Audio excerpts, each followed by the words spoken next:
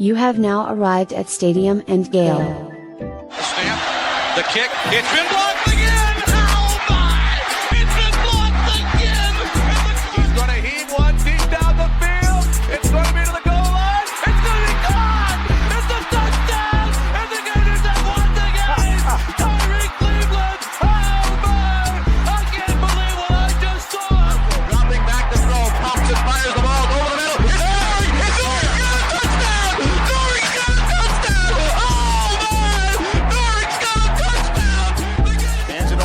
He comes back, say goodbye.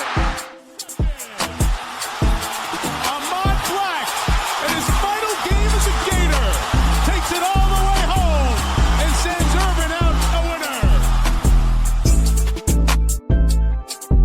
winner. You have now arrived at Stadium and Gale.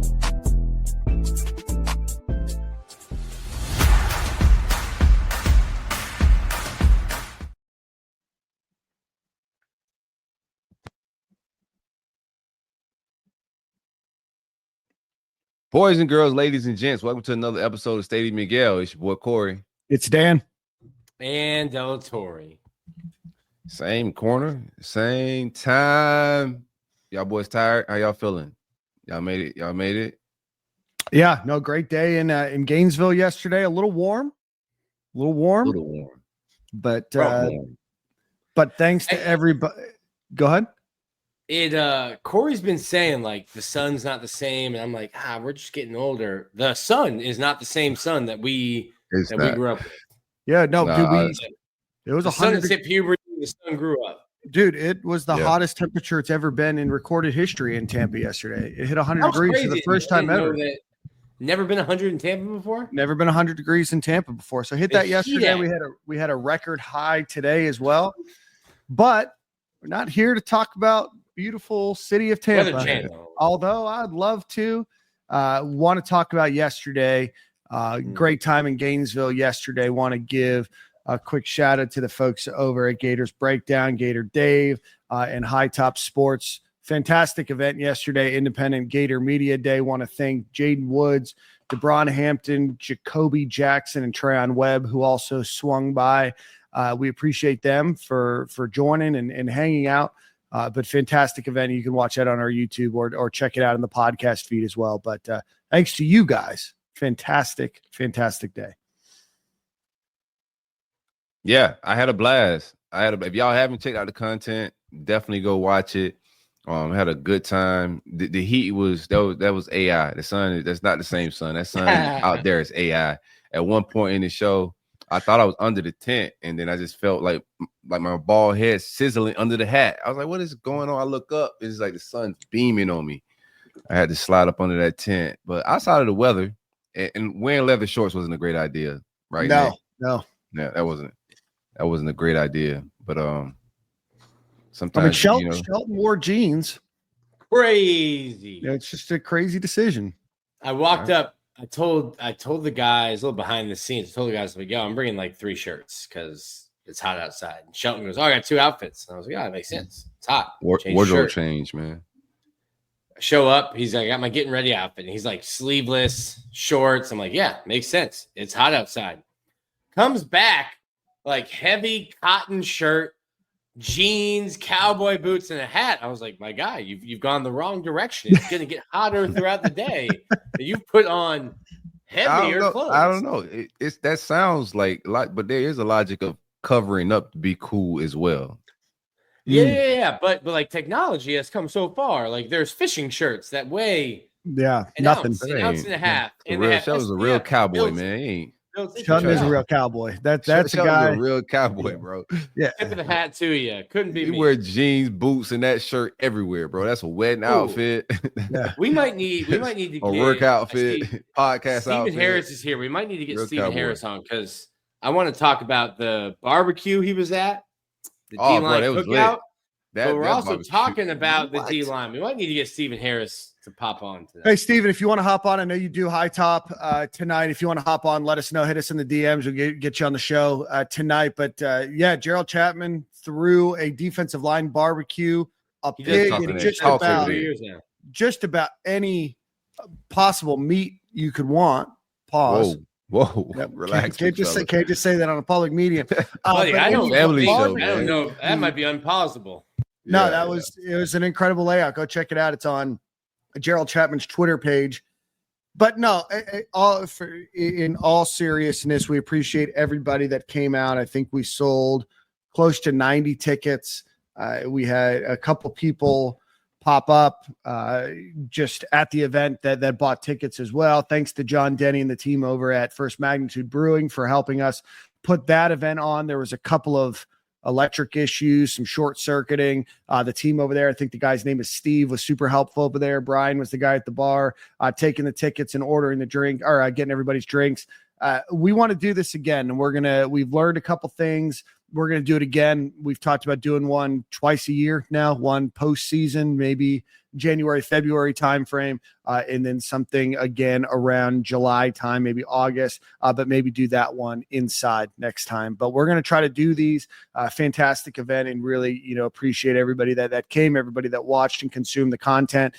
And just hats off to everybody for coming out and hanging out, including the Washington Post Florida beat writer that was fangirling over Corey and myself seeing us.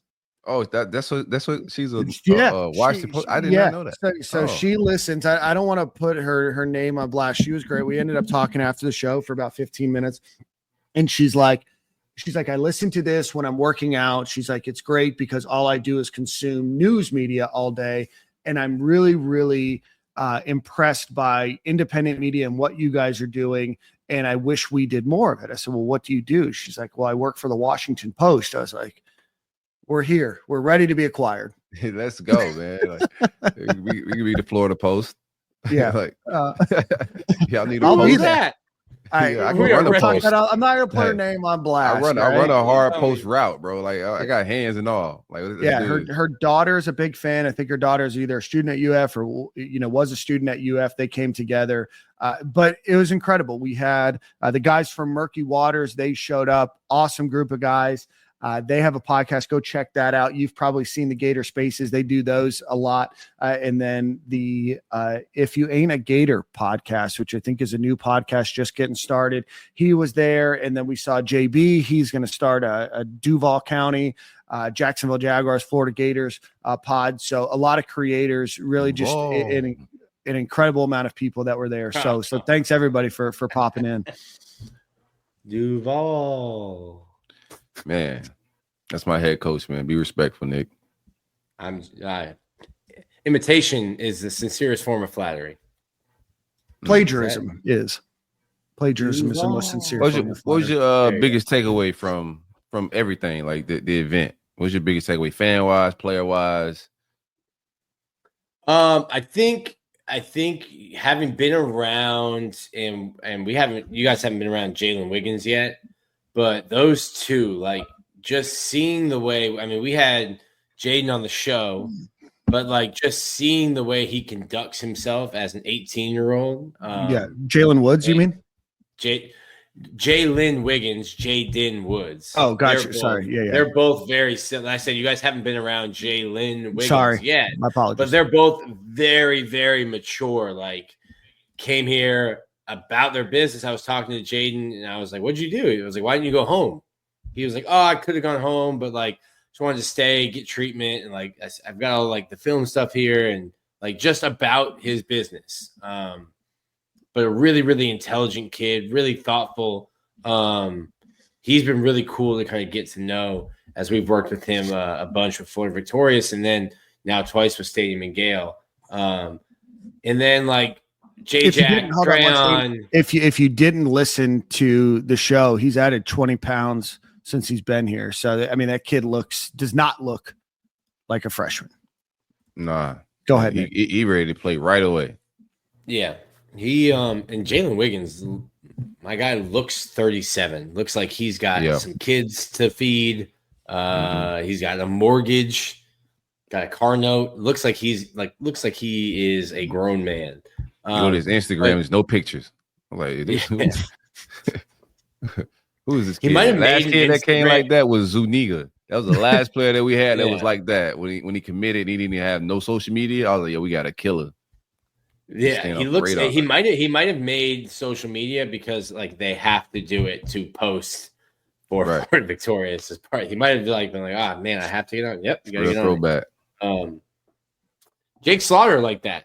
He told me one time. He goes, I get on Instagram once or twice a year just to post pictures of the old lady so she doesn't get mad at me. And I'm like, my guy. Hey, that's got it's figured out, you know. Yeah. But Jacoby Jackson, Trayon Webb, Jaden, and then DeBron Hampton. We've talked to him. We talked to him at the DJ Lagway event. He's so well spoken. Mm-hmm. It's super dope that like when we were talking to him at Spurrier's, it was like I had offers. I could have gone somewhere smaller. I could have gone somewhere else. I came here. I bet on myself, and to see that bet pay off with a scholarship. Shout out to Silk. Breaking news. Yeah, they didn't even tell the team yet. The I told Billy. Herald? I say, Billy, like, you know what, Billy, get him in a scholarship. Like it's time. 35. He's flying out there. He's putting a lot of work on the field. I think he deserves a scholarship. And Billy was like, all right, I got you, Corey. And what's funny is so more behind the scenes. So I was sitting next to Trayon and Jacoby, and you guys were talking to DeBron on set on camera, and I think it was about like who the fastest guys are. And both of them looked at each other like, no, DeBron slides. Like, he's sliding. Like, he's fast. He put himself in the top 5. Yeah. But we made him put himself there. Super dope, kind of like a full circle, at least for me in the moment, was like remembering that event and hearing him being like, no, I'm betting on myself to come here and I can play. I want to show to myself and show to everyone that I can play here. And then to earn a scholarship. Super dope moment for him. So congrats to him. But just to get guys like that, like they're all high character, really cool guys, to get them to interact with people. I hope that's the takeaway that the fans have. Like these are just dope young men. No, 100%. I think that the one thing, Corey, you asked about takeaways, I think is we appreciate first off those 4 guys coming. There was a few others that didn't make it for a variety of reasons in their control and outside of their control, but we really appreciate them coming and kind of honoring that commitment that they made to the fan base, right? You know, I look back at, the people that were there, and there was a range of people that were there, but there's probably 10 or so kids under the age of 12 that were just so excited to see them. And you know what? I saw all 4 of them talk to players, talk to the kids for a long time, right? Sign autographs, take pictures, do all of that. It's just a lot more, right? To put it out there, we didn't pay any of these guys, right? They could have been doing anything this weekend. This is their final weekend off until hopefully mid-January, right? Or at least until early January. And they could have done a lot of other things. And they came out, and the way that they speak about the team, the way that they speak about each other, you can tell the culture is overflowing with just, they have each other's backs. And there's just a palpable air of the confidence that they have in themselves and in their teammates, and the way that they talk about, this team, and the way that the fans are excited about what this team can do. I think just it gets me giddy and gets me excited about what this upcoming season can be like, because now you have that connection, to the players. But just I couldn't have asked, I think, for a better event other than maybe about 20 degrees cooler. Yeah, the sun was on AI, bro. But it was great event. I mean, we had an agenda on how we wanted to play out, and then we started getting some technical difficulties, get those ironed out, and then from a time perspective, shout out to Jaden Woods for showing up before first Magnitude showed up. He opened doors. Young professional, bro. That's my nickname for him, the young professional, bro. He's a true professional. But I think it was a perfect flow. Players coming on and off, fan engagement. Incredible, like you were saying, Dan, like watching the young kids, the families take pictures with these guys. It's a media opportunity. And that's what name, image, and likeness is about. Like DeBron coming to tell his story to the casual fan that may not know the walk on, right? So he gets an opportunity for them to know whatever else he has going on in his likeness, as far as his brand, website, where to follow him on social media. People like to cling to underdog story. So it's an opportunity for those guys to be able to connect with the audience. So yeah, great first event. Everybody spoke well. For the most, being Chase showing up, support. This thing is a little family, bro. Like, you know what I'm saying? Like we had to mend some things to get back here. Everybody's back cool with all the podcasts and whatnot. But like being chasing those guys showing up, it's just all levels from a fan, players, media. It's a good, mixture of vibes. I want to thank, Brandon Connell was there. He was helping us shoot some content. He's always a huge supporter and always there with us. Spencer McDonald was there. He helped out. I think about Ben Chase, who just won NIL Director of the Year. He used to do our over-under tallying, right? For every episode. And he would send us a graphic. Buy or sell Ben. Yeah, buy or sell Ben, right? And so he did that before he worked at UF. He did that before he, was really involved in NIL. So it's really cool to see the support that the podcast get and the community gets. And I said it yesterday, and I'll say it again. We've talked about it ad nauseum. As a consumer of a lot of content, I look around at other schools and not even just college, right? But I look at professional programs and everything else, and I think of the content that Gator fans are offered, from, kind of lighthearted to a little bit more in depth, to a lot more in depth, to super in depth, and everything in between. You can find a podcast that fits for you, and being able to get all together on the same stage and work well together to collaborate, to deliver for fans, I thought was just says a lot about the Gator community. And I want to thank you guys for the support, whether you were there or not. You guys being here, supporting on social media, watching on YouTube, whether you watch our show every week or whether it's just during football season or whatever it is, we do this for you guys, and we appreciate the opportunity that you guys give us to be able to do stuff like this for you guys. Well said, my guy. Perfect. Well, let's get a Brunt ad read and let's get in with the program. Stadium and Gale is powered by the great folks at Brunt Insurance and Financial Services. Anything you need insured, from the Panhandle to the Keys. And if you live in the Southeast, he can take care of you too. Hit my man Greg up, 954-589-2204. Or if you're internet baby, bruntinsurance.com. It don't cost nothing to get a free quote. Greg is great customer service. Jordan Scarlett hit me. Hey man, give me Greg's number. I need some insurance. Greg said, give him my personal number. Don't call the number you say on the ad read. Give him my personal number. That's how Greg roll, man. Great insurance, great customer service. It's hurricane season. Make sure you keep your roof and everything, insured. 954-589-2204. Big policies. Greg, what it do, baby?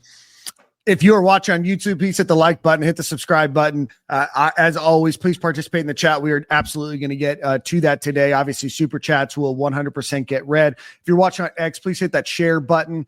We appreciate you guys for watching today. There looks to be about 1,200 of you guys so far. So obviously, the big news, we alluded a little bit to it yesterday, and it just is what it is. DJ Lagway's in a walking boot. There was an injury. I don't know if we want to talk about exactly what that injury is, but there's a calf contusion, and it looks like he'll be out for just a couple of weeks.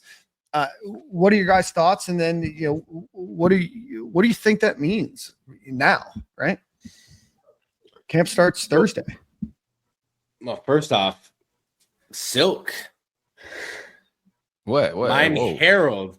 Herald. Yeah, it's a private. Yeah. Hold on, bro. Before you just start just blurting out the group chat. Whoa, Kiyosabi. I got relationships to take around here, my guy. Just saying. Yeah, I think this was supposed to come out tomorrow. I think Billy was over here dry snitching. You gonna? I think Billy was. I was trying to give you flowers. No, I don't want them. I don't want them. No flowers. Okay. No. I think this was supposed to get out tomorrow. I think we first heard about it. I first heard about it Wednesday. I was in the facility Thursday, and I think Billy was going to address it. We have media day tomorrow. Talking to a lot of people tomorrow, so it's going to get out. People are going to see him at practice. It's hard to hide if you're in a boot and you're on a college campus. Someone's going to see you. Yeah. So it was going to get out. I don't think that they were trying to hide it forever. You can't hide it forever. I just think they wanted to control the message. Control the message, and the message is out. So I think it's unfortunate because you're going to start, I've seen some people, having some AR PTSD because it's just another thing. But it's not serious to my knowledge. It's going to keep him out of practice for a little bit. I think you guys talked about it a little bit with some of the guys, like chemistry. How are you building chemistry? Because DJ wasn't throwing with in the spring. So that's like Dallas, Nashon, VB3, Mike Sturdivant. Like those are guys he hasn't been, able to throw with and get timing down and build that chemistry. And you were thinking like, all right, well, you'll have fall camp. So you start to worry about that. But like the timing on the routes is going to be the timing on the routes. Everyone runs them a little bit differently, but it's just another thing with DJ. You just want to get him healthy as soon as possible. As I always say, Aiden Warner can spin it, but there is a drop off from QB1 to QB2, and that's the same thing across the country. Outside of maybe like Texas last year when it was Quinn to Arch, and maybe there are some outliers, but there's a reason why there's a depth chart, and QB1 is there for a reason. Well, and I feel like that's a lot worse even now, right? With NIL and everything else, a lot of these guys are going. Quarterbacks are going to go. Yeah, people don't want to sit, for 2 or 3 years. Yeah. You just got to get, and like it's important to have DJ Lagway healthy for the Florida Gators football program. More important to have him healthy. I want to say week 1, but like week 3. But I think you can handle the long storied football program of Long Island. I think you can handle them with or without DJ. But like you just need to get him healthy. And if it's not for week 1 of fall camp, okay, that's fine. Whatever it is to get him as close to 100% as possible by the end of the month. Yeah, I think it's unfortunate. Like, this is not an ideal situation. You want your quarterback 100% healthy, but from what I was told early on, of course, it's getting out to everybody now. But from what I was told early on, was that the boot is heavily precautionary, measures. I don't think it's something serious, but there's no need to rush him for him to go in camp early. Like we got LIU to start it. The earlier, the better he can get out there. I don't know what his reps look like and how involved he is in these first couple of weeks that he may have to sit out. It's not an ideal situation, but no alarms are ringing yet for me. You feel me? I feel good about his preparation and being ready to play. Timing and all that stuff could be an issue early on. Could be. I'm not expecting that to be, but it could be. But I'm not expecting, just get him healthy. But play and execution, I think, is gonna be fine. That's not a concern. Just make sure we can get this boy through a full season. And also, I think he's a tough kid. I think some of this stuff, if we had to play, it wouldn't be, that I'm sitting out. It's just no games are being played right now, so there's no reason to be a warrior right now. Like we could vibe and let him rest up and heal. So no alarms for me right now. We vibing, man. The only alarm that I have is that it's just been there's kind of been something for a while now. Seems injury prone. Right. There's a couple of things that I don't know if they've been reported, so we're not going to talk about them. There's been some other injuries that haven't been talked about that we've, that he's had to battle through as well.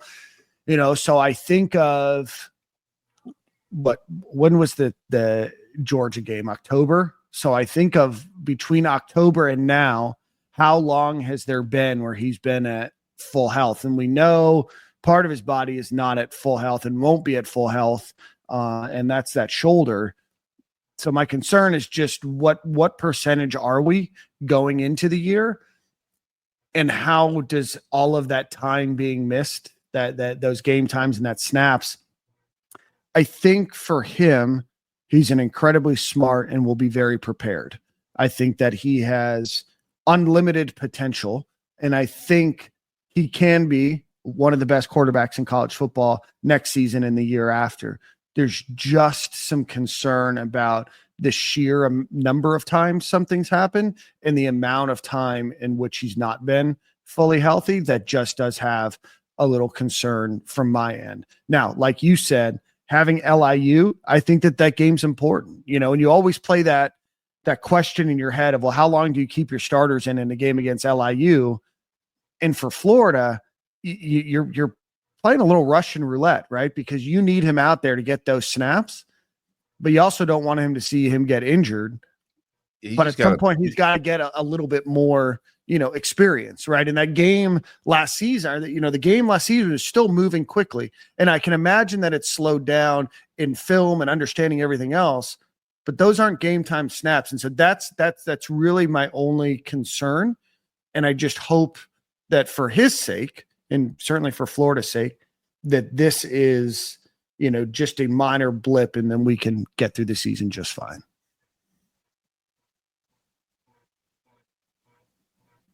Wow, speechless. Oh, I said Nick had something to say, but I like it. Just I guarantee if you focus on every player on this team, like they all got most of them not going to the season healthy. Like I think most of these guys are banged up to some degree. But I think the only thing he's missed games for is the hamstring. Everything else has been things that just a lot of smoke about this hurt and that hurt. It was shoulder smoke early in the season, but we seen him play the full season outside of the hamstring. The shoulder never kept him out last year, right? Mm-hmm. That wasn't a thing where he missed a game because of the shoulder. But that's the thing that's a knock against him right now, is that he may have a bad shoulder, but he has never missed a game for his shoulder. Sure. So he missed a game for the hammy. We haven't heard anything else hammy wise. Now he just, like, some guys be injury prone, so it comes off that he's injury prone. But I think some of these injuries he will fight through and play through, and that just comes with playing in this league. Like, I don't think by week 3 nobody's gonna be 100%. Like, everybody's gonna be banged up. No, you're 100%. 100%. But also you can't call this game safe with him. Like, for this offense to go do what it needs to do, you still need to get in your bag and not try to shield and hide him from contact and all of that stuff, right? I don't need him try to truck anybody, but you got to run RPO and keep linebackers and backside defensive ends honest, for this offense to really flourish and do his thing. But we don't have to lean on lag. Like, we got a great run game. It's not on all his shoulders. Like, he don't have to bear this thing by himself. He got a great supporting cast, right? Mm-hmm. So, yeah, lean on that running game early. Play action off of it. Offensive line is strong. Like, it's time to play football. I think Kid gonna fight through some injuries if he got to deal with them. Yeah. No, I 100% agree with your take. If this happened during the season, he's playing. Yeah. All right. So that's where we're at. I left Nick is just speechless. Like, we both left him speechless. I was going to bring up. It's hard to be negative now, man. You had victorious. You can't do it, bro. You lost. You lost your superpowers, entire stick. No, I was wondering if I was. Like, what do I do? What do I do with my hands? I was wondering if I was going to bring up if that Dan's pretty much caused this by throwing it in the universe. I was going to let Dan off the hook. Yeah, all of a sudden Nick's on the hot seat and he's trying to throw some slander at me. Not working today, pal. I'm working today, pal. Yeah. That's hilarious. Well, hopefully before the season starts, Nick will have his new shtick ready to go. I understand he's a new dad, all that. He's a little, he's a little more tired than normal. No, you've never really been positive. Yeah. Are you drinking another Celsius? Or is that the one from earlier? Same one. Shout out to Nick. Only guy I know that can drink a Celsius at 8:00. Yeah. I'll be asleep by 10. Perfect. All right. Let's see here. Want to mention Dijon Johnson. Obviously, we had mentioned before that he was arrested back in May here, actually in Tampa. At the time, there was already some word coming out that maybe the charges weren't going to amount to much, if anything. Yeah, they were. Yes. And that does happen often. And today the charges were officially dropped. The state has decided to not pursue anything related to Dijon Johnson's arrest back in May. So expect him. I would imagine that he had some sort of punishment. Just because you don't get charged doesn't mean that you weren't maybe, involved in some things and doing some stuff that you maybe wouldn't have. And I know Billy Napier said that they were going to handle that internally, but it seems like all is clear there. And Dijon Johnson, who has started 5 games for the Gators, should be back vying for that other spot against Cormani McClain with Devin Moore on the other side. What is King Malik talking about? Why we didn't drop any news. Why didn't we drop the news? Is maybe what you're asking? Yeah, I don't know. We didn't drop any. We didn't break this. Anything with Lagway. Yeah, King. You got the internet, bro? Yeah. Nick with the dial-up and Netscape approach here. Yeah, Nick's a big Netscape guy. Nick caused an issue yesterday, actually. Bro, that's great. If Shelton actually sent an email to that, he that's did. on He him. 100% did. That's on him. Yeah. Shout out to Shelton. So, thoughts on Dijon Johnson? No, I mean Dijon Johnson. Yeah, great. Always, bro. It's good. It's good to beat the charges, bro. You know what I'm saying? So the state didn't pick him up. Great news, man. So internally, he definitely got some type of, I'm pretty sure some consequences internally, but we back, man. Teflon Gators. Hey. Yeah, he's gonna be really good. I think we kind of talked about it, Corey, yesterday. Like, I don't doubt. I just hadn't seen Cormani play in nickel at all, and I have seen Didi do it. So, like, to me, it's like I know Didi can play outside. Probably wants to play out. Look at Dan taking advantage of the just keep going, Nick. I can't. This is an audio medium. Go ahead. Just take a picture of the sunset, brother. Dan's over here doing his influencer. You see the sunset from his apartment every night. That's just crazy. Pictures of views, guys. Well, that doesn't really work. It's AI.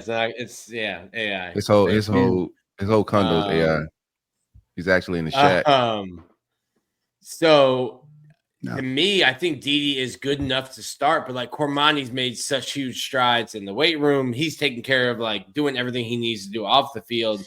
They put a ton of attention on him to like really hammer down. He spent all spring doing it, hammer down his technique, because I feel like he's so gifted athletically that you kind of get sloppy in your technique because you can out athlete bad technique, or you can get beat at the line because you were sloppy and you're fast enough to go and catch a guy and make plays from behind. Pause. Pause. Catch up speed. Anyway, a little bit. So like I think Cormani is in line to start across from Devin Moore, and I think that third guy, that inside guy, should be Dijon Johnson. He can play both. I just haven't seen Cormani play both. I'm guessing he could. I just haven't seen him do it. But that's a great, with Demo, Cormani, and Didi, that's a great front three as cornerback. Get them on the field at the same time. Are they doing that? They're cross training them at the I've seen Didi. I've seen him do it. You've seen Dijon at nickel and then Cormani and Devin outside. Cormani, like everyone was hurt. Everyone was hurt in the spring. Everyone was hurt in the spring. What do you mean? Cormani's always played outside. No, but you didn't see Cormani and Devin on the outside and Dijon at the nickel. You never saw. No, because no, not at the same time. I'm saying I've seen Dijon. That's what Dan asked. Yeah. Oh no! I've seen Dijon work at nickel, but I think Didi was hurt in the spring. Like he wasn't really playing in the spring. Shreese Denson and Aaron Gates has definitely got to get back healthy, right? So I don't know what he's at health wise, but we got two very good nickels. So. I was talking to Aaron, and I think Aaron is going almost to be a dime. I know he's cleared, and I think he will be. He might like start camp in a black jersey, non-contact, but like he's cleared to practice, like be a full participant, and he wasn't in the spring. Yeah. Oh, Gates is full to go. I think he'll be in a non-contact jersey I think he'll be in a non-contact jersey for the first couple ones, but I was talking to him, and like he is close to being 100%. Like he's ready to play. He's more than ready to play. Like, I'm ready for him to play too, brother. I was talking to him about if he ready to go, frustrating it's been. Hold him to the to the LSU game. We won't need him to go out there go crazy yet. Just hold that killer back. If we got Aaron Gates healthy early in the season, because I was expecting like week 4 or 5 or something like that. But if he ready early, like I'm ready to talk greasy. That defense is gonna go crazy. Hey, Dan's cracking me up. Taking pictures. I thought Gates was a safety. Gates is nickel. He can. So you'll see that safety. Because you'll there can be confusion because like when they drop the depth chart or when we're doing depth charts or if they're listed on the roster, nickels are listed as safeties. They go to the same meeting room as safeties. I don't know anything about being a defensive back, obviously, other than my illustrious intramural career. Corey, why would a nickel go to a safety meeting and not a cornerback meeting? Cross training. They probably cross train them at safety within that safety, very young out the Bryce. No. Nick said all the nickels are going to the safety meetings. Yeah, I would think they're just for cross training. Yep, I don't. Gotcha. Sorry, I don't know if that's a dumb question or not. Feel free to tell me it was, but I've always said there's no such thing as dumb questions, just dumb people. I mean, that's just how they do it. Like it's like I'm trying to think of who else was there. That's how this staff has done it. Like the nickels are listed on the roster as safeties, and like when they split up, if you're playing nickel, you're going with the safeties. Gotcha. Okay. When they do when they do individual drills. Somebody said, Kevin Reed said Aaron Gates is his favorite UF player. We didn't talk about this yet. Aaron Gates is a gangster. Like Aaron Gates is a straight up gangster. After we talked to, yesterday I mentioned that Jaden Robinson is kind of my unsung, like we're not talking about him player for next year. I should have said Aaron Gates now that I think about it. Because Aaron Gates, in my opinion, has all of the traits of what you look for as a potential All-American. In my opinion. Sure. Yeah, for sure. That boy gangster. All right. He's quiet too, man. Like down to business. Yep, that's the ones I like. I like the ones that don't like social life. Yeah. No, I don't think he does much. I think he just wants to hit people. Yeah. Just run that alley. He might see the alley when he hanging out and just tackle somebody. That's why he don't go out. He ran the alley at White Buffalo. Like, what happened? Oklahoma drills right near the bathrooms. You just never know, man. Train killer. Let's get right on to you. Still talking about that safety position a little bit. Asa Turner was announced, or it was announced that he got his 7th year of eligibility back. He was injured in that Miami game. He's the former Washington transfer that came to the Gators last season. Had a not great game against Miami. Ended up injured in that one. Did not play for the rest of the season. He'll be back with, I believe this is his 2nd medical redshirt year. So he'll be back. What do you guys expect? Do you guys expect to see him much on the field? I think he'll be a nice veteran presence in the film room and everything else. He has been a good player at Washington, and he was a starter there for a number of years. But where do you think he fits into this depth chart? And we'll certainly talk about that in a couple of weeks when we talk about defensive backs. I mean, he will compete for a start if he's healthy. Which, if Florida is saying that he's back, that means he's healthy and he's cleared them. He's going to compete with Bryce Thornton to start at safety next to Jordan Castell. Right. We know he's going to compete against him. But if they roll out Asa Turner and not Bryce Thornton, that's wild. That's a hell of a pronunciation. Wild, heavy on the ass. Wildly disrespectful. Like, are you kidding me? You bet Bryce Thornton was the best ball hawk we've seen in a long time on the back end, bro. Like, are you kidding me? I'm just letting you know there is no competition. He's a veteran voice, like he's a somebody. A lot of people get hurt, a few people get hurt. All right, like what did Jordan say? Did you say a lot of people? Chance man. Chance man. That was a great. That's his role this year. That's Turner role is Chance man. I don't think so. I hear what you're saying. But I don't think so. I think if Will he's Harris healthy, is he's been cleared. His end was Will Harris. Will Harris is going. I do not expect him to, walk out on my field as a starter. I do not expect that. Okay. If Bryce Thornton goes to the bench, I'm rioting. Like, you kidding me? Something happened. Something terribly went wrong. I feel like Nick is that's Corey in the capital of Bryce Thornton's not starting. Yes. I feel like Nick's alluding to something that I don't love what he's alluding to. What is he alluding to? That maybe the people that we have projected at safety are the projected safeties. What? Nah. Nick. I mean, they could be. They could be. Yeah. If Asa Turner, I've learned that Nick doesn't just say things. Nick usually Asa Turner's cleared and healthy. And he just says things a lot.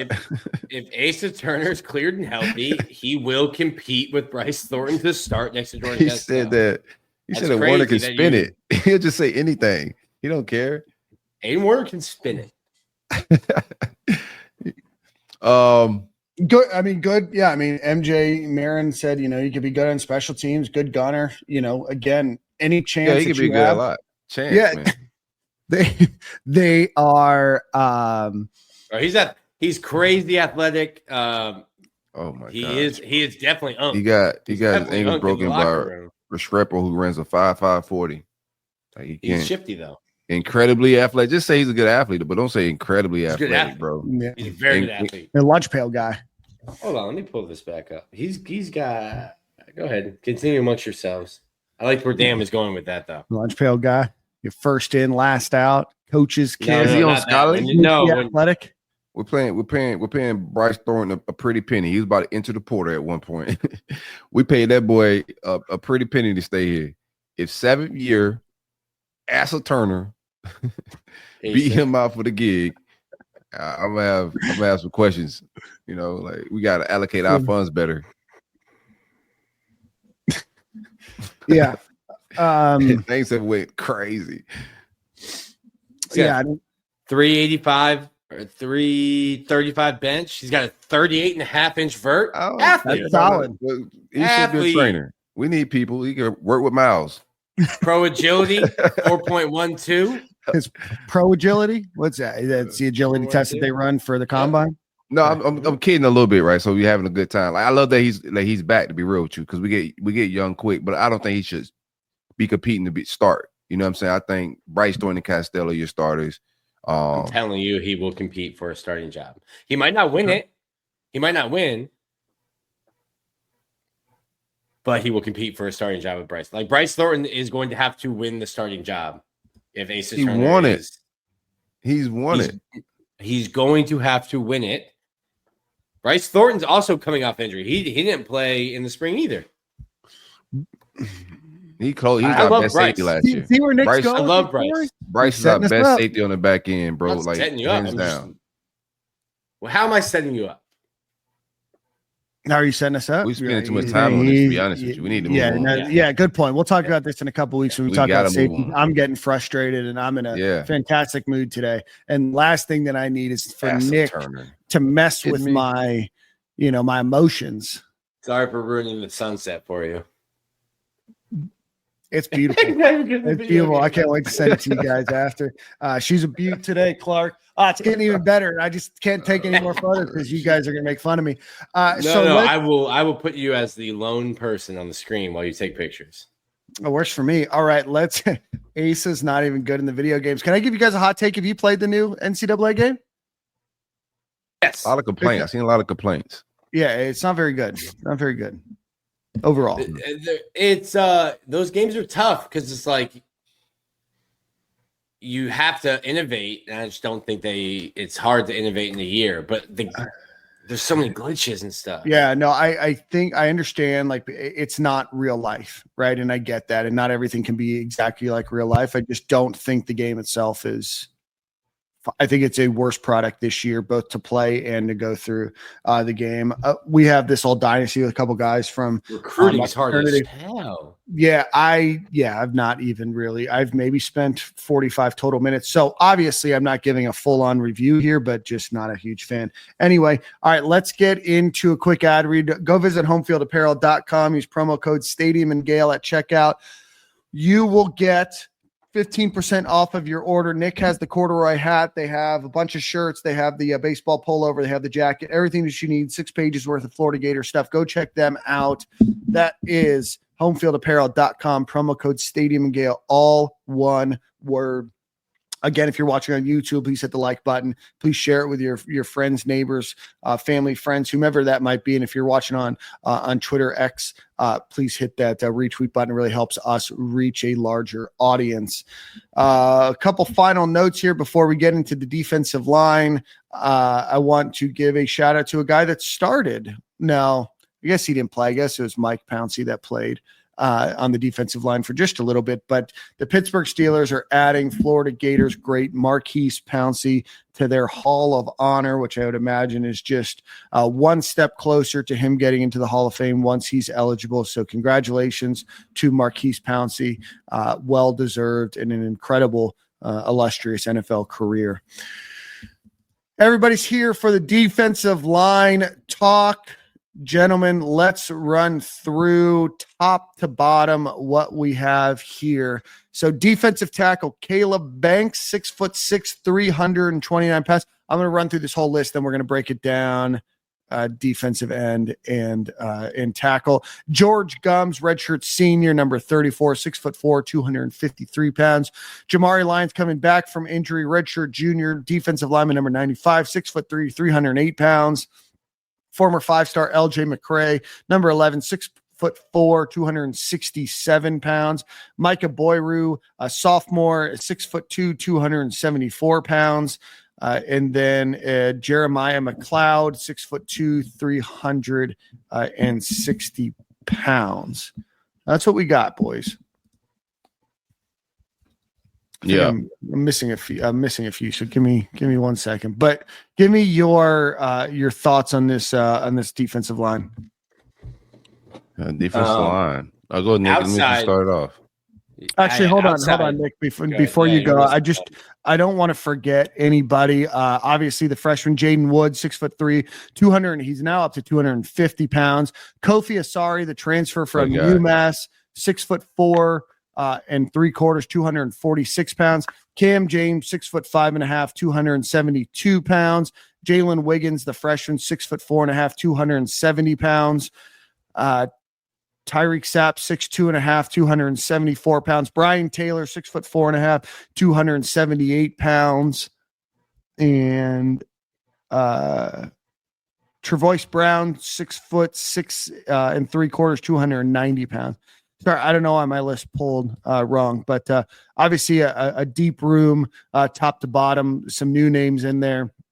But obviously, give me, guys, your thoughts overall on the defensive line, then we'll do by position. Yeah, it's outside, like defensive end, edge, outside linebacker, whatever you want to call that, edge. Super deep. It's inside where it kind of gets dicey. And then I look at like Fleazy, DeAndre Robinson, like why did he leave? He would have been a huge contributor. Like an injury inside at defensive tackle, nose tackle, and you're just skating on thin ice there. But I love Florida's defensive line. If the interior stays healthy, I think really, really good. Betts from Baylor, you're going to have to count on him. You're going to have to count on Jamari Lyons. It's Makai Bureau. He's made a ton of strides. That's the gangster right there. That's going a ton of strides this offseason. You're going to have to count on him, but like you get young really, really quick, and you just don't have depth at DT nose tackle. Like inside, you have no depth. Do you have to ask like a Tyreak Sapp to slide in and play? But I think our depth's fine. Got guys at defensive tackle, nose tackle. Yeah, I think your depth's fine. I think you just sorry, Corey. Go ahead. No, you go. No, go ahead, bro. Go. No, I was just gonna say I think your depth is okay. If there is an injury, or something happens, then I think you're in a really bad position. So that's not good. No, I think what you have now is fine. If you have to go deeper than that, right? I mean, I don't know in this day and age how many people you could theoretically have to be truly have a ton of depth at any position these days. I think a lot of times people discredit lack of previous snaps, like as not having depth. It's unknown. So you're saying like we don't have that, because one time we didn't think Caleb Banks was good depth, but he was. Mm-hmm. We just didn't know how good he was going to be. I think that's the same thing with Michael Burrow. It's a lot of guys on that defensive line. I don't know how to really train. I couldn't really tell you how to swap in the nose tackle and defensive tackle.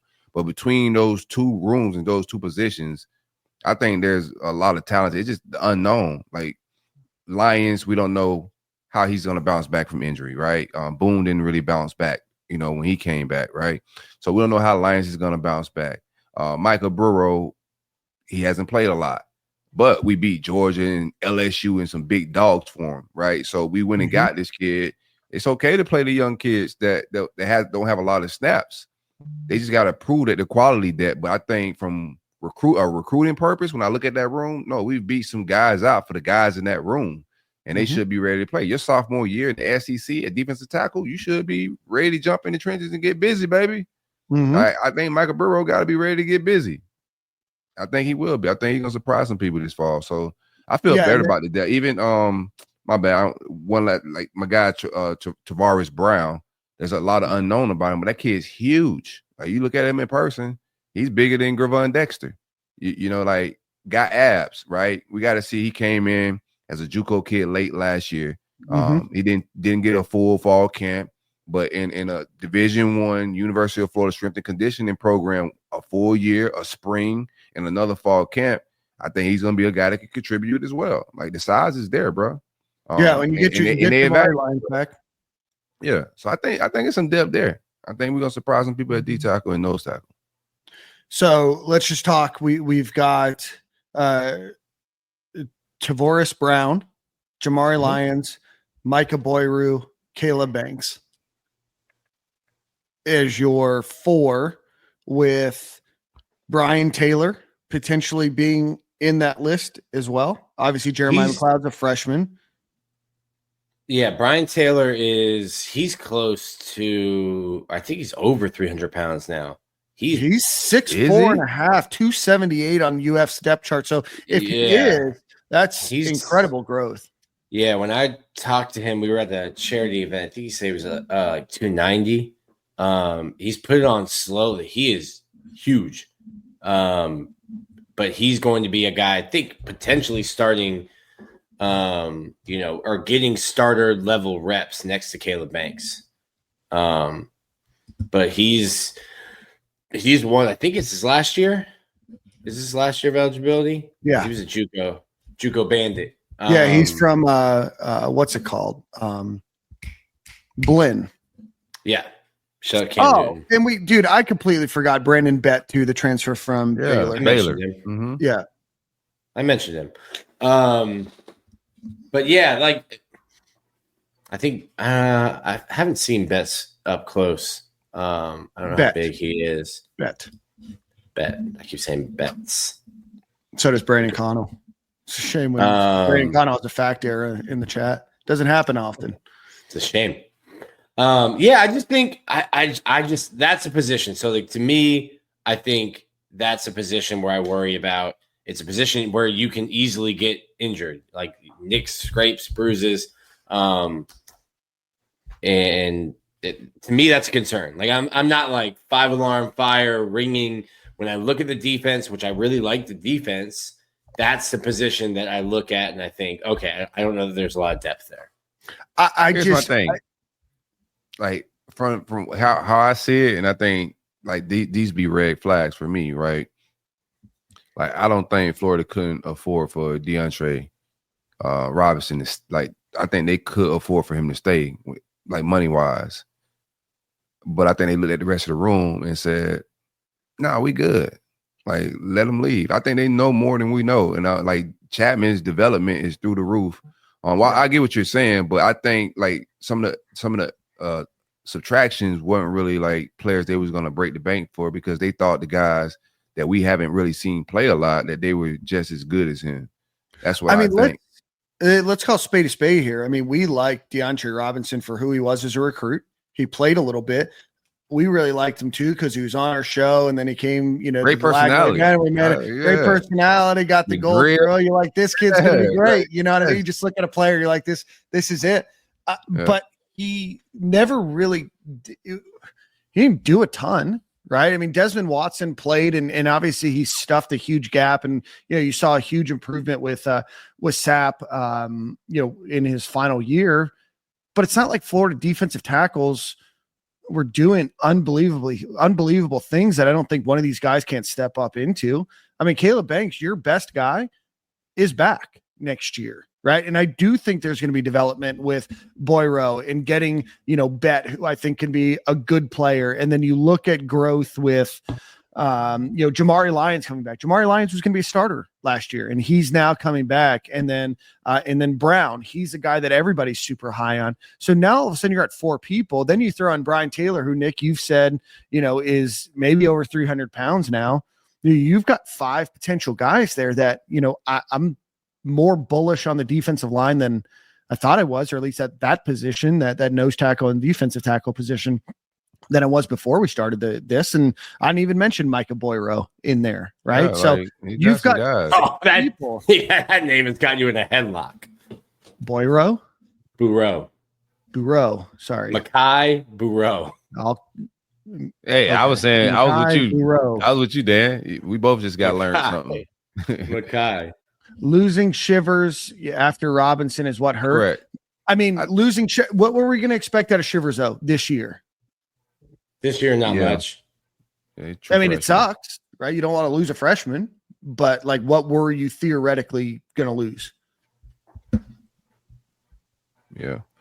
I think let's see the games get played, but Jared Chapman, like I said, people weren't high on Caleb Banks like that, until he started turning into a gangster like Jared Chapman pulled something out of him. Pause. So let's let it play out. We'll see what happens.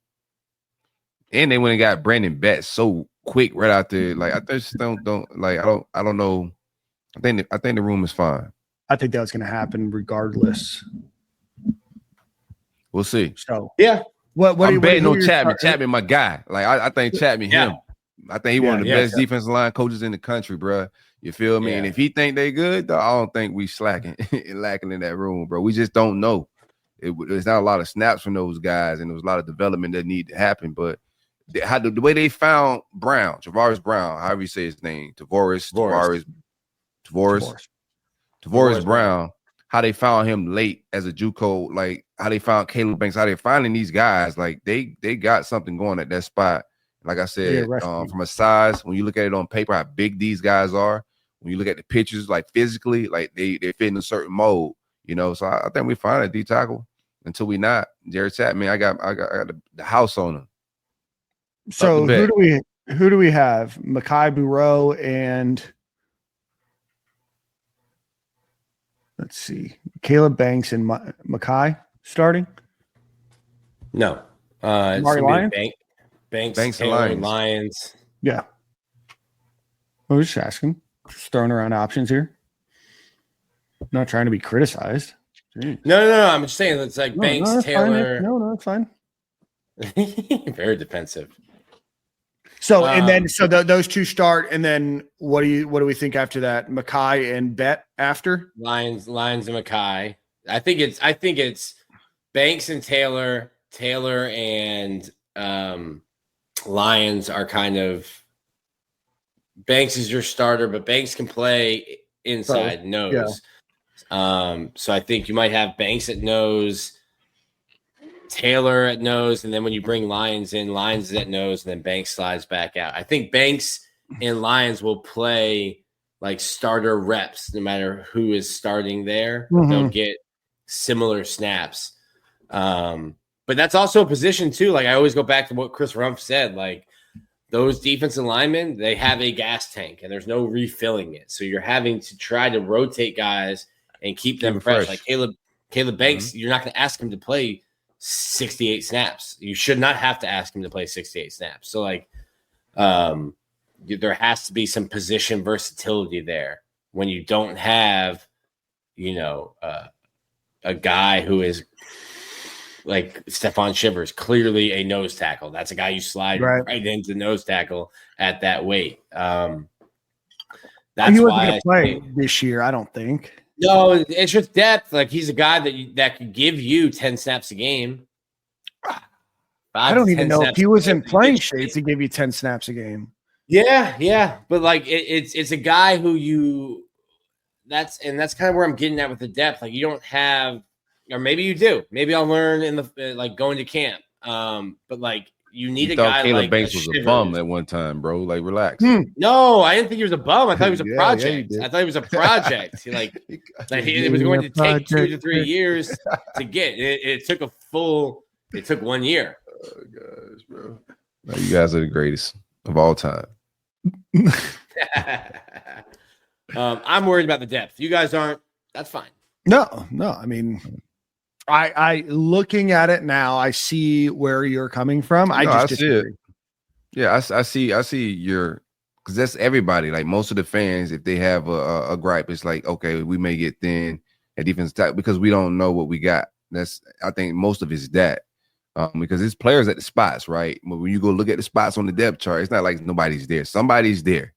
And what you get out, it's either a recruit, that was highly regarded, that hasn't put any production on the field, or it's a transfer that they brought in that they're trying to develop with multiple years, right?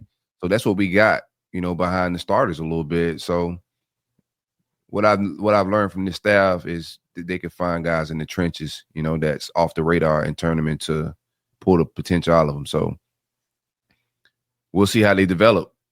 Like Michael Burrow is a guy that we beat Georgia for. I think he could do like flips. So we'll see. Makai Burrow. Hey man, however I say it, bro. Tomato. His name is Michael Burani. Yeah. You know what I meant. No disrespect, kid. Bro, you've done disrespect with names today, with Unc Turner. Unc Turner. Hey, that boy. Shout out to Unc Turner, man. I got a lot of love for him. He just need to be, the motivated speaker of the safety room. He wanted to be Inky Johnson. Yeah, I gave him a shot, man. Once, like I said, Restrepo putting you in the blender is tough, bro. Let's get a quick ad read to our friends over at Game Time Sidekicks. We were able to give away, I think, 5 of their cups yesterday. GameTimeSidekicks.com. You can get a cool cup like this. Nick has a few. He's no longer hoarding them, so we appreciate that. And I know the fans that were there yesterday, Nick, appreciate their cups. So they're going to keep your hot drinks hot, your cold drinks cold. Great product. Again, GameTimeSidekicks.com. Really great guy that runs the organization or runs the company. He's based in Knoxville, so he's in enemy territory. So go support him. It's a great drink to tailgate with. It's a great drink to put your coffee in on your way to work, whatever it is. It's a fantastic product, very high quality, and what I think are great prices. And obviously, you can get 15% off by using Stadium 15 at checkout. So go check them out. That's GameTimeSidekicks.com. Promo code Stadium 15.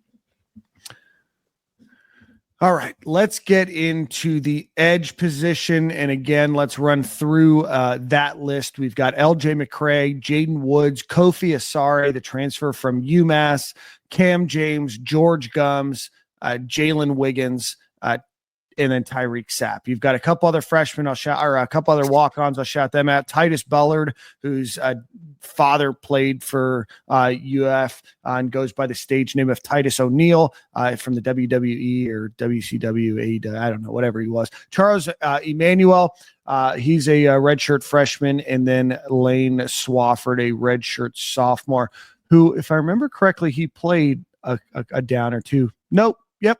Played two.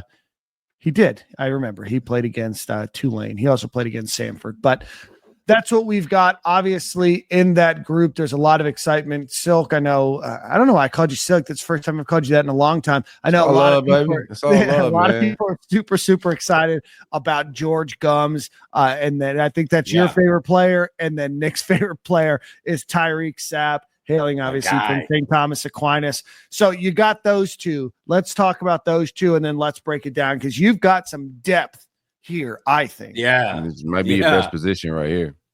Yeah, this room, Mike P, an embarrassment of riches in this room. Like George Gumbs, I think George and Tyreak, like you've got two older guys. First off, George Gumbs, what a wild like career. He played receiver and ran track. Mostly ran track.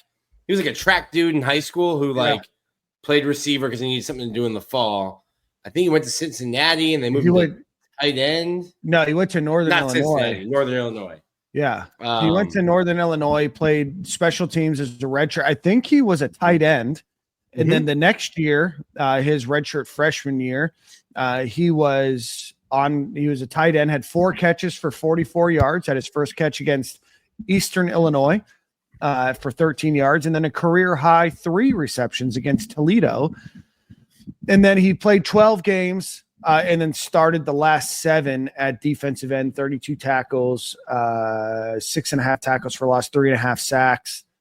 So, I mean, what a come up for the boy. Yeah, he's poster child for what we were just talking about. Like nobody knew who George Gumbs was, bro. They got somebody on the eval side of the program got a gangster radar because they find it straight up gangsters, bro. Like George Gumbs, think about we didn't expect much out of him last year. By the end of the year, he's a dude, a real dude. Like he's gonna go make some money this fall. That's my favorite player on that defense. Planting that flag was his next level. And then in the bowl game, you got to see even that get off. He's starting to figure it out. You can see in that bowl game versus Tulane, him starting to figure it out as a pass rusher. And that shit's encouraging. Excuse my language. And that's a family show. That's family show. This is a parody show. Yeah, family parody show. Depends on the week. That's the thing that is the most encouraging is I brought like that whole like career path up because like he's still learning how to be a pass rusher. He's still learning, and you've got a Gator great in Mike P teaching him. You've got a guy like Tyreak Sapp who was a stand-up linebacker in high school and then Tyreak Sapp has a damn nose tackle rep in his career at 260. He got more than one.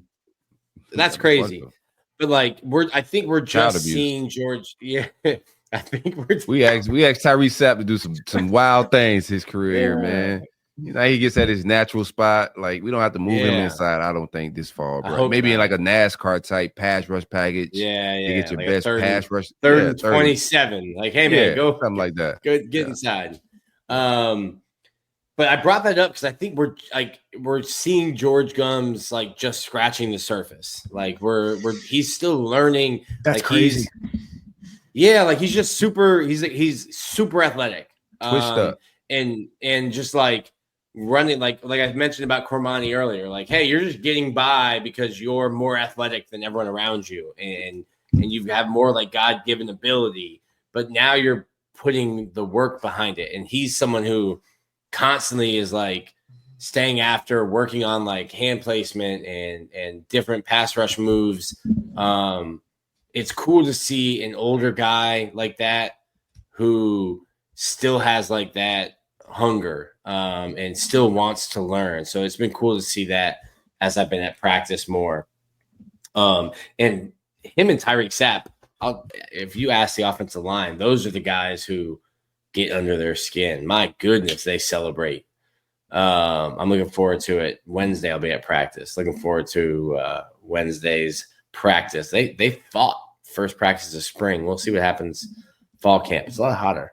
But yeah, that room's incredibly deep. And I think you get Tyreak Sapp at end, you get Gumbs playing off the edge, and then you've just got dudes behind them. Jalen Wiggins is there, Jaden Woods is there, LJ McCray is there.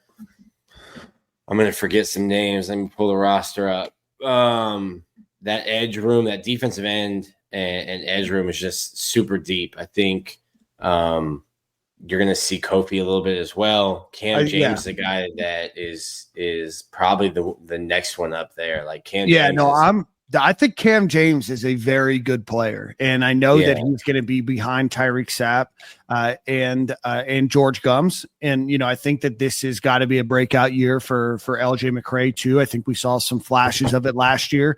I think I said his height wrong earlier. He's 6'6", 267.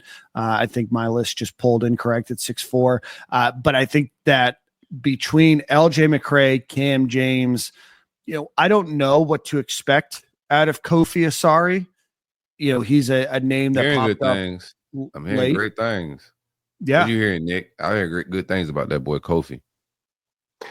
Yeah, it's just a deep room. Like I think they like him, but like it's hard to take, Tyreak Sapp, George Gumbs, LJ McCray, and Cam James. Cam James is like physically one of those guys like just sneaky. Like he's just like super long, but like he's a black lunch pail guy. Maybe. I don't even know what that means. You know what it means, Nick. He's not sneaky athletic. He's just athletic. No. He's not deceptively fast. He's just no. He's a gym rat. Yeah, just fast. Yeah, not sneaky. He's just fast. Yeah. No, but like he's so long that you forget that like he's massive, like big. Like you look at Tyreak Sapp. Tyreak Sapp looks like a bodybuilder. Like I think some of these guys are just like longer. Like George Gumbs is like long and lean. Cam James, seeing him work out, like, oh, he's gigantic. I don't think people know how big Cam James is. Kofi Asari is just under 6'5". Cam James is 6'5.5". George Gumbs is 6'4". Jalen Wiggins, the freshman, who we haven't talked about, he's 6'4.5". Those are big dudes, and then obviously LJ McCray is 6'6". I mean, those are big dudes. I mean, that's what Carlos Dunlap was like 6'6", right? Or 6'7". Yeah, and that's what I mean when I mentioned like Jalen Wiggins. Like when I say like, oh, he looks like a grown man. It's not like he has a gray beard. Like he looks like he is physically developed like an NFL player. Like he's not like, oh, freshmen come in, you like got to put some weight on, kind of stuff like that. You're like, you look at Jalen Wiggins, you're like, oh, you look like a senior in college. And we haven't even talked about who my favorite freshman is, and that's Jaden Woods. The room's full of gangsters, bro. Like we haven't even gotten there, right? And Jalen Wiggins, you mentioned, in there's something that they saw out of Kofi Asari, but I think when you look at that group, right, like you don't have to. Like I was being a little imaginative when we were talking about the defensive tackle group about what I think could be. Like you legitimately could have 7 guys contribute at the defensive end position this year, and it could be more. Yeah. And that's a good problem to have. Now, will you have that problem next year? I mean, you're going to be losing a lot next year, with Gumbs and Sapp going to the NFL. So I hope these guys get the chance to perform. But what I see out of Sapp and what his versatility can be, and out of Gumbs, and then you're like, oh, one of them's got to sit down, and you're like, all right, cool. Let's pick a hodgepodge of players. All right, we'll throw Cam James in there. Cam James needs a break. Ferrari you want? To me, McCray in there. Oh, okay. Yeah. He's injured. Let's just throw this unbelievably sick, 6'4", 250-pound freshman, Jane Woods, who was making noise all spring as a freshman.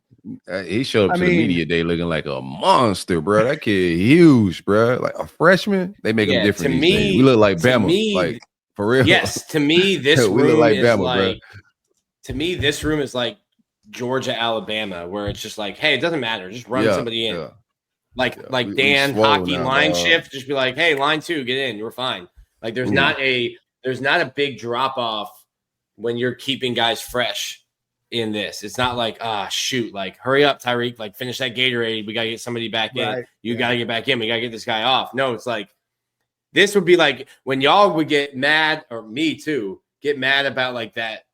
The communist running back thing, it's like, hey, he's getting the first drive, and you'll see him in 3 more drives because every running back gets a drive.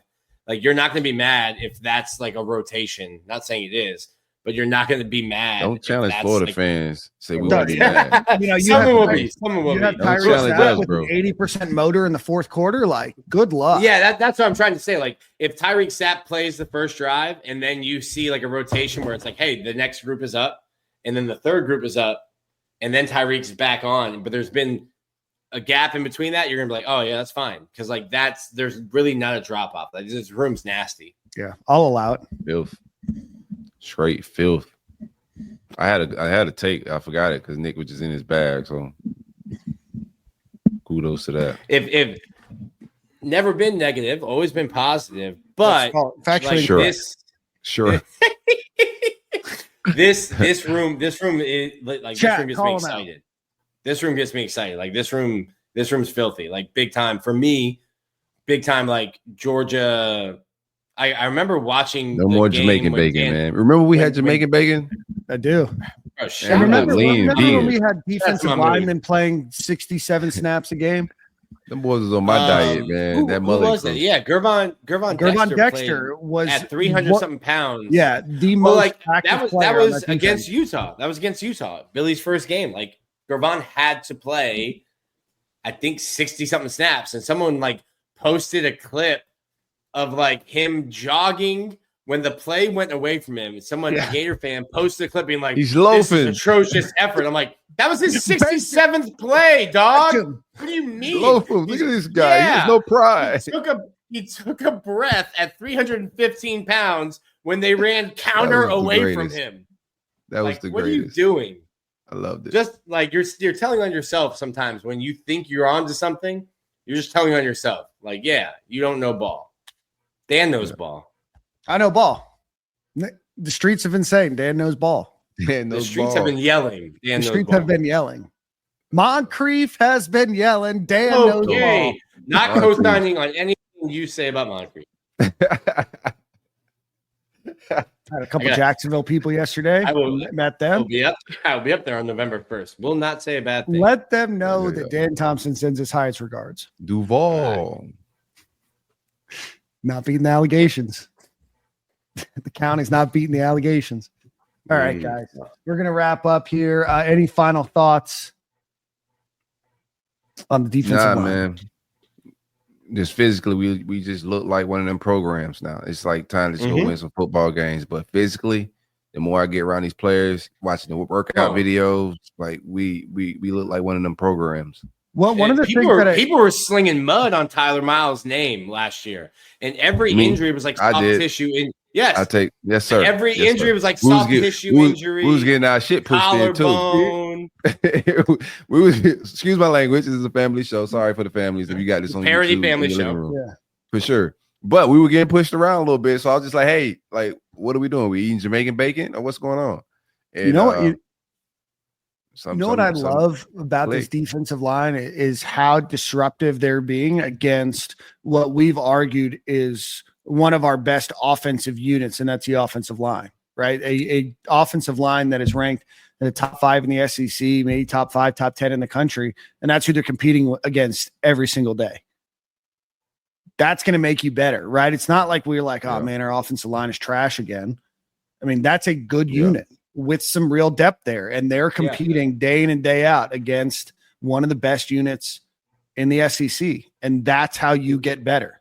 Yeah, I'll tell you this. So I watched it firsthand in the spring. Shout out to my new access. Being able to watch Bryce Lovett, like they threw him into the deep end, grabbed his little arm floaties, threw him into the deep end. Like Bryce Lovett had to go through all spring. They said, "Hey, you're gonna be the starting right tackle. By the way, here's every single rep against Tyreak Sapp and against George Gumbs. And oh, by the way, here's your third straight rep. That's LJ McCray."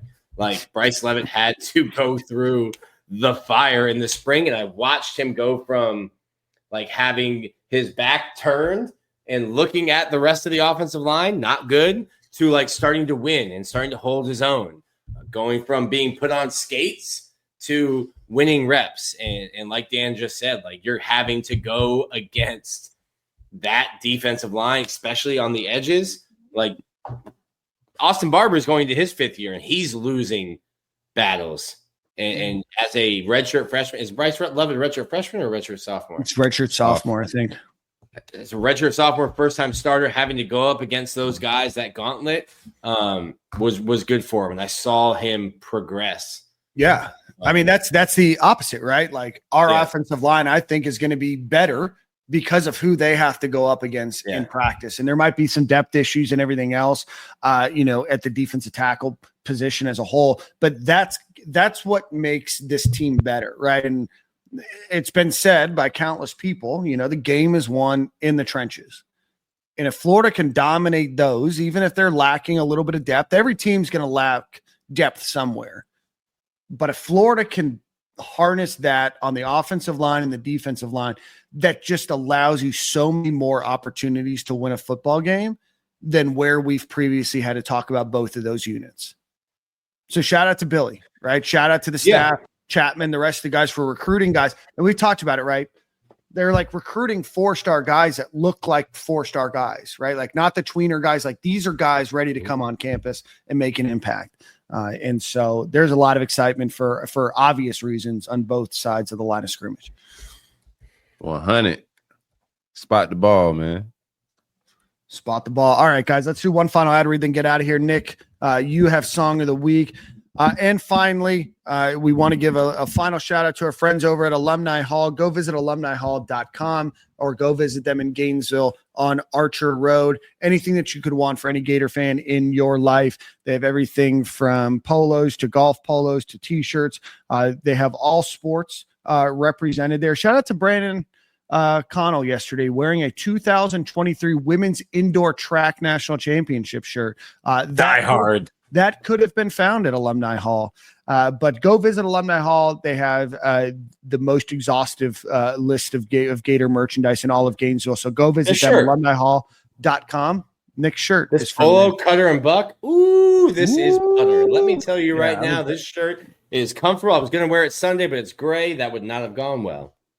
Yeah, I almost just flipped the letter and called it butter and cuck, but we don't want to do that. We don't want to do that. Yeah, we don't want to do that. Family show. Yeah, family show. All right. Another thing too, man. Oh, my bad. You doing the ad read? alumnihall.com or visit them on Archer Road in Gainesville, right past the Chick-fil-A that has 3 drive-thrus that still has 77 people in line at all times. Corey, what do you got? Bro, there's literally like 3 Chick-fil-A's right by each other on that street. Yeah, they're all. I know at one point that Archer Road Chick-fil-A was a top 5 Chick-fil-A in all of the United States in terms of revenue. Just built 2 more so they just knocked each other out of the contention. But I got some exclusive content. I might blackmail Nick on a lot of my meta. I got some meta content, man. Oh, good. Classes. Yeah, we gotta get the Patreon going next time. I said something sus. And then I realized that you were the feds. And I Yep. I got a wire. And no, sometimes to be your own people. Sometimes to be your own people. It's crazy. You almost snitched on me earlier in the show. Like that was a misunderstanding. That was a misunderstanding. Crazy. Yeah. We had to like put out full brakes. Like yo. That was a misunderstanding. Puppy brakes turbo. That's on me. I'll get it fixed. Misunderstanding. Awesome. All right, Nick, what do we got song of the week, brother? Am I late to this? I just discovered Teddy Swims. Am I late to Yes, you're very late. You're about 2.5 years late. That's crazy. You thought you would put us on? I'm washed. No. If you would have been paying attention to the show years ago, Nick, Teddy Swims did a song with Millennium called All That Really Matters. That's how I found out about Teddy Swims. I did not know he was a white until a couple months later. But Teddy Swims, in my opinion, is one of the best, if not the best, new singers in the last 5 years in terms of just range and voice. Yeah, he's got some soul to it. Yeah. Thank you. Yeah. Is this album new? I don't even know if the album's new. I'm my boy. It could. He has a relatively new album. Yeah. So it's All Gas, No Brakes with Big X, The Plug. That song All Gas, is No Brakes, Teddy Swims. What a guy. Big X, The Plug. Just found out about him. Honorary. You found out about Big X, The Plug too? No. I've known about Big X. Okay. I didn't know him very I found out about him because Lauren sent me a song called Small Hands. And it's about his daughter. Loved it. So I started listening to the whole album. All Gas, No Brakes is a vibe. Absolutely. So Teddy Swims is incredible. Go check him out if you haven't. We appreciate everybody for watching. If you are watching on YouTube, please, before you leave, hit the like button. We appreciate you guys for coming each and every Monday into our chat and hanging out with us. Again, it's an honor and a privilege to give you guys content each week. So we will see you at the same corner, same time next week. Have a good week, guys.